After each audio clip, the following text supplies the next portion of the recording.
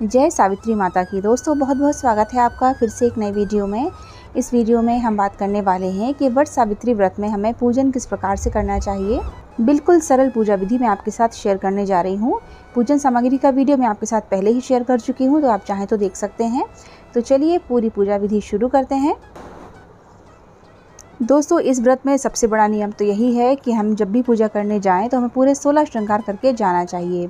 इस व्रत को पूजन होने तक निर्जला किया जाता है, लेकिन कई लोग सहन नहीं कर पाते हैं क्योंकि घर में बहुत सारे काम होते हैं, पूजन की तैयारी करना होती है और जेठ माह में गर्मी और धूप भी बहुत पड़ती है, इसलिए लोग आजकल चाय पानी पी लेते हैं। अगर आप चाहें तो चाय पानी पीकर भी पूजा कर सकते हैं, लेकिन इस व्रत का नियम यही है कि इसको निर्जला किया जाता है और जब हम पूजा कर लेते हैं उसके बाद चाय पानी ग्रहण किया जाता है। कई लोग इस व्रत को मीठा करते हैं, शाम के समय मीठा भोजन करते हैं, कई लोग फलाहार करके करते हैं और कई लोग एक समय सात्विक भोजन कर लेते हैं। तो आपके घर में जैसा आपकी सासू माँ करती आई हो, जो आपकी प्रथा हो, वैसा आप करें। नए वस्त्र पहनना इस व्रत में कोई ज़रूरी नहीं है। अगर आपके पास नई साड़ी है तो आप पहन सकते हैं, बहुत अच्छी बात है। लेकिन अगर नहीं है तो आप कोई भी अपनी साड़ी जो पहनी हुई हो, लेकिन बस साफ़ होनी चाहिए, उस पर भोजन वगैरह ना गिरा हो। अगर आप उसको कहीं शादी पार्टी में पहन के गए हो या पहले कभी आपने पहनी हो तो उस पर आप थोड़ा सा गंगा जल छिड़क लें, फिर आप उस साड़ी को पहन सकते हैं। तो बस दोस्तों बढ़िया सा 16 श्रृंगार करके हमको जाना है वट वृक्ष के पास। वट वृक्ष की पूजा हमें उस स्थान पर करनी चाहिए जहाँ पर मंदिर हो। अगर मंदिर के अंदर वट वृक्ष है तो बहुत अच्छी बात है, या फिर किसी पार्क में हो, मतलब सुनसान जगह पर नहीं करनी चाहिए, क्योंकि ऐसा माना जाता है कि सुनसान जगह पर बुरी आत्माएं बरगद के पेड़ पर वास कर सकती हैं। इसलिए सार्वजनिक प्लेस पर ही आप बरगद की पूजा करें। तो जो पूजन सामग्री मैंने आपको बताई थी दोस्तों, वो पूजन सामग्री मैं यहाँ पर लेकर आ गई हूँ। बस मैंने वो प्रसाद नहीं बनाया है, जो पूड़ी गुलगुले और जो बरगदे बनाए जाते हैं वो मैंने नहीं बनाए हैं। बस मैं प्रसाद में चढ़ाने के लिए कुछ फल मिठाई वगैरह लेकर आ गई हूँ आपको पूजा दिखाने के लिए। तो बस हमने यहाँ पर बरगद के पत्ते पर रख दिया है दिया, और बरगद के पत्ते पर ही हमने गौरी गणेश की स्थापना कर दी है। चाहे तो आप डायरेक्ट बरगद के पत्ते पर कर सकते हैं, या फिर बरगद के पत्ते पर आप सिक्का सुपारी रखकर भी स्थापना कर सकते हैं। उसके बाद आपको सबसे पहले बरगद के पेड़ को सींचना है।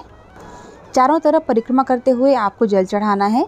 आप चाहें तो लोटे में थोड़ा सा गुड़ और थोड़ा सा दूध डालकर भी ला सकते हैं, लेकिन तब आपका लोटा तांबे का नहीं होना चाहिए, क्योंकि तांबे के लोटे में दूध नहीं डाला जाता है।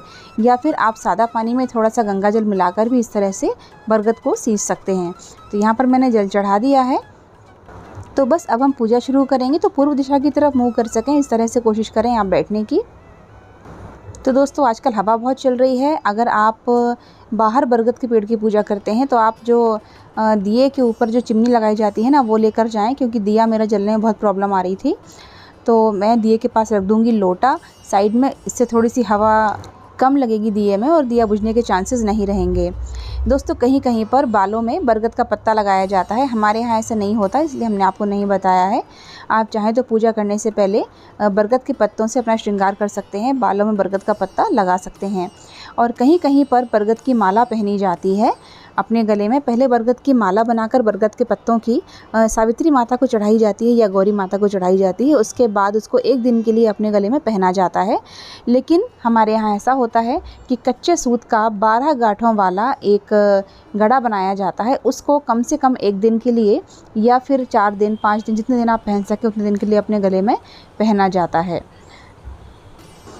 तो दीपक हमने प्रज्वलित कर लिया दोस्तों। कहीं कहीं पर कलश की स्थापना होती है, तो जिनके यहाँ पर कलश की स्थापना होती है वो कलश की स्थापना कर सकते हैं। दीप कलश बनाना होता है, और जिनके यहाँ कलश की स्थापना नहीं होती वो इस तरह से साधारण दीपक रखकर पूजन शुरू कर सकते हैं।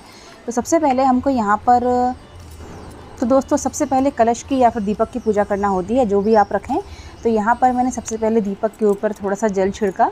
उसके बाद मैंने हल्दी, कुमकुम, सिंदूर वगैरह, अक्षत वगैरह, पुष्प, सभी चीज़ें मैंने अर्पित करी। अब हम गौरी गणेश का पूजन करेंगे। तो सबसे पहले हम गणेश जी के ऊपर, फिर गौरी माता के ऊपर हम जल अर्पित करेंगे। उसके बाद उनको हल्दी, कुमकुम, सिंदूर, अबीर, गुलाल, जो भी आप थाली में रखकर लाए हैं सभी चीज़ें अर्पित करें, अक्षत अर्पित करें, पुष्प अर्पित करें। इसके बाद हम गणेश जी और गौरी माता को कलावा अर्पित करेंगे वस्त्र स्वरूप। आप चाहें तो गणेश जी को जनेऊ और दूर्वा भी अर्पित कर सकते हैं। इसके बाद हमें बरगद के पेड़ पर ऐपन से 7 बार तिलक करना है।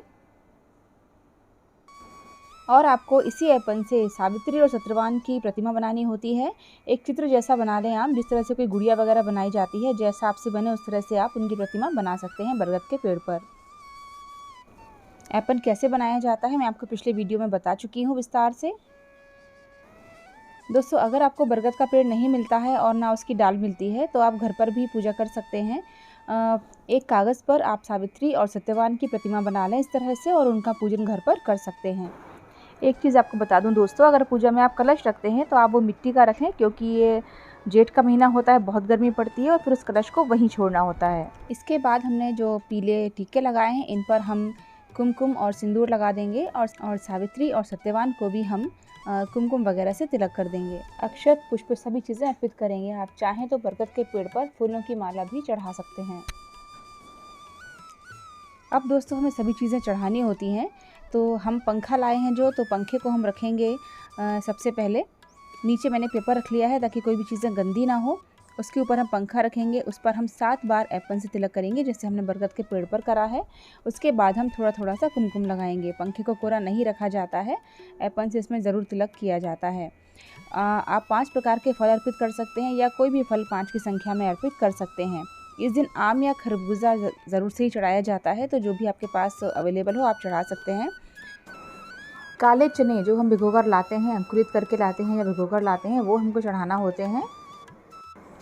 इसके बाद दोस्तों, हम जो सुहाग की सामग्री लाए हैं और हस्बैंड के लिए जो कपड़े लाए हैं, वो सभी चीज़ें भी हमको पंखे पर ही रखना है। तो इस तरह से मैंने पेपर बिछा लिया ताकि कोई भी चीज़ गंदी ना हो, धूल मिट्टी में ख़राब ना हो।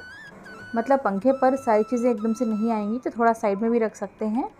तो जो भी सुहाग की सामग्री आप लाए हैं वो रख दें, जैसे कि महावर है, अगर आप बिछिया लाए हैं तो बिछिया रख दें, बिंदी का पत्ता है, मेहंदी की कोन है। और हस्बैंड के लिए या तो एक रुमाल लेकर आएँ, या कपड़े वगैरह, कुर्ते पजामे का कपड़ा है, या पैंट शर्ट है, या फिर लोग बनियान भी लेकर चले जाते हैं, तो वो भी आप लेकर जा सकते हैं।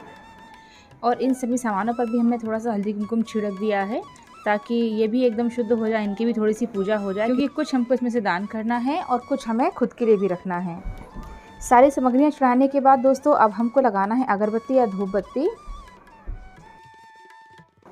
अब हमें लगाना है बरगद के पेड़ की 108 परिक्रमा। दोस्तों, कई जगह 108 परिक्रमा लगाते हैं, कोई 12 परिक्रमा लगाता है, कोई नहीं कर पाता तो 7 ही लगा लेता है, कोई 21 लगा लेता है, कोई 51 लगा लेता है।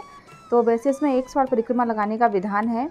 तो हमें गांठ नहीं बांधना है कलावे में, या कच्चे सूत से आप परिक्रमा लगाते हैं, या धागे की गट्टी से भी लगा सकते हैं। कच्चा सूत, धागे की गट्टी या कलावा कुछ भी ले सकते हैं आप। तो आपको गांठ नहीं लगाना है पेड़ में, इस तरह से आपको फंसा देना है थोड़ा, जैसे मैंने फंसाया, और इस तरह से आपको 108 परिक्रमा लगानी है। दोस्तों, हो सकता है कि 108 परिक्रमा लगाते लगाते आपका कच्चा सूत, धागे की गट्टी या कलावा जो भी आप इस्तेमाल कर रहे हैं ख़त्म हो जाए। तो उसके लिए क्या करना है, अगर परिक्रमा करते करते आपकी धागे की गट्टी या कलावा या जो भी आप इस्तेमाल कर रहे हैं कच्चा सूत वो ख़त्म हो जाए, तो आपको वहीं लपेट देना है। और फिर आपको चने घर से अलग से गिन के लाना है 108, तो वो एक एक चना आप डालते जाएँ और परिक्रमा करते जाएँ, तो 108 परिक्रमा आपकी पूरी हो जाएगी। मतलब जब आप पहली परिक्रमा शुरू करें तभी आप एक एक चना डालते जाएं, इससे आपकी गिनती गलत नहीं होगी। और दोस्तों, इस पूजा में आपको सत्यवान के लिए पीले वस्त्र और सावित्री माता के लिए आपको लाल चुनरी वगैरह चढ़ानी है। लाल या पीली चुनरी कोई भी चल सकती है, आप चढ़ा सकते हैं। तो इस तरह से मैंने पेड़ पर टांग दिया है उनको, ताकि ये अच्छे से चढ़ जाएं। जब आपकी पूजा हो जाए इस तरह से, उसके बाद आपको कथा पढ़ लेनी है, और कथा के बाद अब आपको आरती करना है। यहाँ पर मैं पूजा आपको करके दिखा रही हूँ। आज वट सावित्री का व्रत नहीं है, मैं आपको पूजा करके दिखा रही हूँ। आपको हवन सामग्री लेके आना है। मैंने आपको पूजन विधि में बताया है कि आपको क्या क्या चढ़ाना है, किस तरह से। तो आपको हवन सामग्री लेकर आना है और यहाँ पर छोटा सा हवन करना है। उसके बाद आपको आरती करनी है। पहले कथा, फिर हवन, फिर आपको आरती करनी है। दोस्तों, आपको माता सावित्री का ध्यान करते हुए इस तरह से आरती कर लेनी है। आप दिया से आरती कर सकते हैं, अगर दिया नहीं लाए हैं या कलश में दिया रख रखा है आपने, कलश का दिया नहीं उठाया जाता है, तो आप कलश का दिया ना उठाएं और सिर्फ कपूर से भी आरती कर सकते हैं। और चाहें तो एक बार घी के दीपक से आरती करने के बाद भी कपूर के दीपक से आरती कर सकते हैं। इसके बाद दोस्तों, आरती ठंडी कर देना है और गौरी गणेश को, सावित्री, सत्यवान और बरगद के वृक्ष को आरती दे देना है। इस तरह से हमारी पूजा संपन्न होगी। अभी 1-2 चीज़ें और बाकी हैं। अब हमें सुहाग लेना है। सुहाग आप चाहें तो सावित्री माता से भी ले सकते हैं, तो पहले हम सावित्री माता या गौरी माता को 5 बार सिंदूर चढ़ाएंगे। पीला सिंदूर लेना होता है दोस्तों इस पूजा में। अगर आपके पास सिंदूरा है, आपके यहाँ सिंदूरा चढ़ाया जाता है, तो आप वो भी लेकर जा सकते हैं और उसी सिंदूरे से आप इस तरह से गौरी माता को सिंदूर चढ़ा सकते हैं और फिर आप अपनी मांग में उसको लगा सकते हैं। तो गौरी माता को चढ़ाने के बाद इस तरह से हमको 5 बार अपनी मांग में लगाना है। गौरी माता से, सावित्री माता से अपने अखंड सुहाग की कामना करना है, अपने घर की सुख समृद्धि की कामना करना है, अपने परिवार में खुशहाली की कामना करनी है और वट वृक्ष से ढेर सारा आशीर्वाद लेना है। इसके बाद गर्मी बहुत होती है इस समय पे, इसलिए वट वृक्ष को पंखे से हवा करना है। इस तरह से हमको पंखा झलना है और यही पंखा जब हम घर ले जाते हैं तो पति को भी इस पंखे से हवा की जाती है। पति को तिलक करके उनके लिए आपने जो सामान रखा होता है पूजा में वो दिया जाता है और उनके चरण स्पर्श किए जाते हैं। अगर आपके पास पंखा ना हो तो आप अपनी साड़ी के पल्लू से भी हवा कर सकते हैं वट वृक्ष को। और मैंने आपको बताया था कि इस दिन जौ दान करने का बहुत अधिक महत्व होता है, तो आप चाहें तो जौ भी वहाँ पर छोड़ के आ सकते हैं। और कई लोग पंखा भी वहाँ छोड़ के आते हैं, तो आप चाहें तो 2 पंखे ले जा सकते हैं, तो एक आप वहाँ पर छोड़ दें और एक वापस अपने घर ले जाएं। इसके बाद दोस्तों हमें क्या करना होता है, हमें वट वृक्ष से गले मिलना होता है। हमसे पूजा में हुई भूल चूक की क्षमा मांगनी होती है और उनसे गले मिलकर उनसे प्रार्थना करनी होती है कि हे वट वृक्ष, जिस तरह से आपने सावित्री के पति की रक्षा की, वैसे ही हमारे पति के प्राणों की भी रक्षा करना। मेरे पति दीर्घायु हों, मेरा सुहाग अखंड बना रहे, इतनी कृपा हम पर बनाए रखना। इसके बाद किसी किसी के यहाँ 12 चने पानी के साथ निगले जाते हैं और वट वृक्ष की कोपर निगली जाती है, उसी से व्रत खुलता है। तो जैसा आप चाहें वैसा करें, जैसे आपके यहाँ प्रथा हो। पूजा की बाकी सामग्री का आपको क्या करना है वो मैं आपको बताती हूँ। मैंने जो चूड़ी, बिंदी, महावर वगैरह चढ़ाए थे और जो साड़ी चढ़ाई थी, उसमें से आप चाहें तो कुछ दान कर सकते हैं, नहीं तो ये बहुत बड़ा सुहाग का व्रत है, आपने पूजा में रखा है तो आप भी इन चीज़ों को पहन सकते हैं। लेकिन आप इसमें से थोड़ा बहुत कुछ दान अवश्य रूप से करें, चाहे तो पंडितानी को, चाहे अपने घर में अपनी जेठानी को या ननद को या सास को, जिनको भी आप दे सकते हो। जो फल फ्रूट है कुछ आप अपने घर में ले जा सकते हैं और कुछ आप वहीं पर वितरित कर सकते हैं। अगर आप गार्डन में ये पूजा कर रहे हैं तो माली वगैरह घर ले जाते हैं, अगर मंदिर में कर रहे हैं तो पंडित जी के लिए आप मंदिर में रख कर आ सकते हैं। जो दक्षिण आपने चढ़ाई है वो आपको दे देना है, अपने पास नहीं रखना है। उम्मीद कर रही हूँ दोस्तों वीडियो में बताई गई आपको सभी चीज़ें बहुत अच्छे से समझ में आ गई होगी।